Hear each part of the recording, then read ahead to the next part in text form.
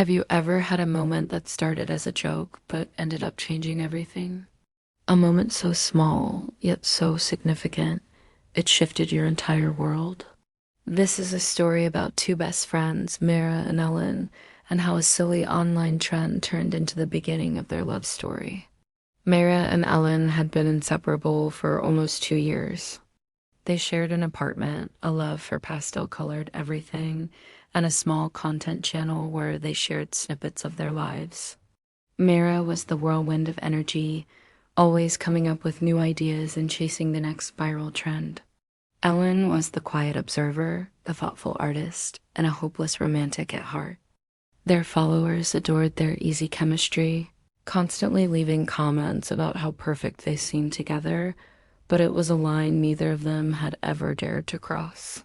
One rainy Tuesday evening, Mira burst through the door, waving a colorful bag of candies like a trophy. "Ellen, we have to do the candy kiss challenge," she announced, her eyes sparkling with excitement. "It's all over the internet. We just sit super close, put a candy between our lips, and see who breaks and laughs first." Ellen looked up from her sketchbook, her cheeks immediately flushing with a warmth that had nothing to do with the cozy apartment. "That sounds a little dangerous," she replied, trying to keep her voice steady. Myra just laughed, her carefree energy filling the room. "Oh, relax. It's just a piece of candy. It'll be fun." So they set up the camera on the coffee table, the soft patter of rain against the window providing a gentle, rhythmic soundtrack. Ellen picked a strawberry candy, her favorite. Mira chose lemon. They sat on the rug, cross-legged, their knees just barely touching. The simple contact sent a jolt through Ellen, a familiar current she'd gotten very good at ignoring. "Ready?" Myra asked, her smile wide as she bit down on one end of the tiny sweet. Ellen took a deep breath, her heart hammering against her ribs, and nodded. She leaned in, her lips finding the other end of the candy. Suddenly, the world shrank. All that existed was the space between them. Ellen could see the tiny, shimmering specks of sugar on Myra's lips and smell the zesty, sweet scent of lemon. It was intoxicating. They froze for a split second, a silent acknowledgement of the electricity arcing between them. "I'm trying my best," Ellen breathed back, her own voice barely audible. Slowly, tentatively, they moved closer. The candy grew smaller and smaller. Their lips brushed accidentally, then again, this time with a hint of intention. The camera on the table kept recording, a silent witness, but they had both completely forgotten it was even there. The rain outside, the city lights, their to-do lists, it all faded into a blurry background. Finally, the candy slipped, falling silently onto the soft rug, but they didn't pull away. They didn't laugh. Instead, they stayed right there, foreheads gently touching, sharing the same air, their breaths mingling. The silence that followed wasn't awkward. It was full, heavy with unspoken feelings that had been building for months. Was that still part of the challenge? Ellen asked, her voice soft as a feather. Myra's usual playful grin was gone, replaced by something tender, something vulnerable. "I don't think so," she whispered.